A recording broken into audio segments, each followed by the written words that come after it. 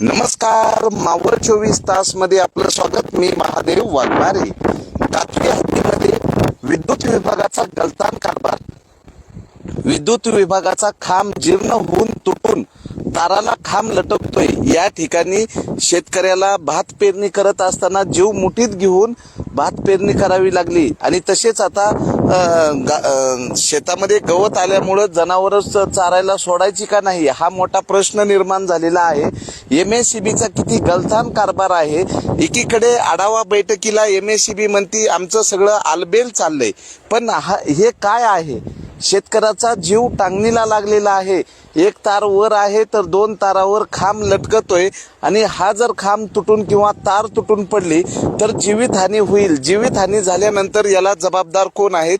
तर या परिसरामधले जे शेतकरी आहेत, काल ज्यांनी गेल्या वर्षभरापासून MSEBीला वारंवार सांगतायत की तुमची HT लाईन, हाय टेन्शनची लाईन जी आहे ही या ठिकाणी फॉल्टी झालेली आहे, त्यामुळं जीव धोक्यात येईल अशी परिस्थिती आहे. कातवी हद्दीमधला हा जो तारेला लटकणारा खांब केव्हा काढणार हा प्रश्न शेतकऱ्यांनी या ठिकाणी उपस्थित केलाय.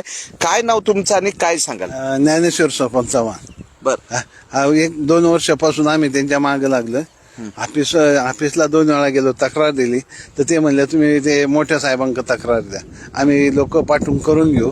अशी नुसते आपल्याला उडवाउडवीची उत्तरं देतात ते. काय काल तुम्ही इथं भात पेरणी करायला आला होता, काय जीव मुठीत धरून ट्रॅक्टर वगैरे असं हे केलं आम्ही.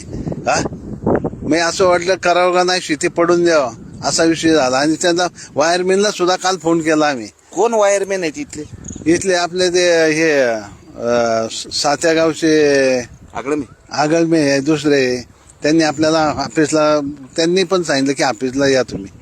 आणि त्याच्या आधी ऑफिसला जाऊन आपण 2-4 वेळा कंप्लेंट दिली. बरं, आता तुम्ही जनावर चारायला सोडणार आहे, कसं वाटतंय जनावर चारायला सोडावं? काय नाही, आता हे दुरुस्त झाल्याशिवाय सोडणार कसं काय? उद्या तार तुटले, आपले जनावर मेले, म्हैस वगैरे. आज म्हशीची किंमत 1.5-2 लाख रुपये आणि ही जर इथं गेलं तर मग हे आपल्याला काय नुकसान भरपाई देत नाही, मग सोडणार कसं काय आपण? बरं, मग प्रशासनाला काय सांगाल तुम्ही? प्रशासनाला एवढीच विनंती करतो की जास्तीत जास्त लवकर काम होईल तेवढं करून घेणे. बरं, कोणत्या साहेबांकडे तुम्ही अर्ज विनंती केले? ते वडगावचे? वडगावचे आपले हे ऑफिस आहे ना, त्यांचं नाव नाही माहित आपल्याला. परदेशी साहेबांकडे. तर या ठिकाणचे हे शेतकरी आहेत, वर्षभरापासून या प्रश्नाबद्दल वारंवार चक्रा मारतात. MSEBीला हे दिसत नाही का?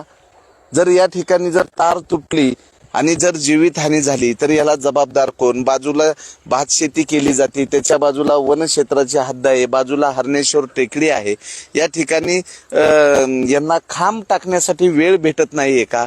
तर अशा परिस्थितीमध्ये जर जीवितहानी झाली तर याला MSEB आणि MSEBीच कारणीभूत आहे. कामशेत हद्दीमध्ये दत्तू येवले यांच्या म्हशीचा मृत्यू झाला, कारण तारावरनं केबल गेलेल्या आहेत आणि त्या केबल पावसामध्ये म्हशी चरत असताना केबलला म्हैस अडकली आणि तिला विजेचा शॉक बसला आणि त्यामध्ये तिचा मृत्यू झाला. तर या ठिकाणी प्रत्यक्षात शेतकऱ्याच्या डोक्यावर हा मृत्यू आहे. हा मृत्यूचा सापळा कधी MSEB रोखणार आहे याकडे नागरिकांचं लक्ष लागलेलं आहे. मावळ 24 तास प्रतिनिधी महादेव वाघमारे, धन्यवाद.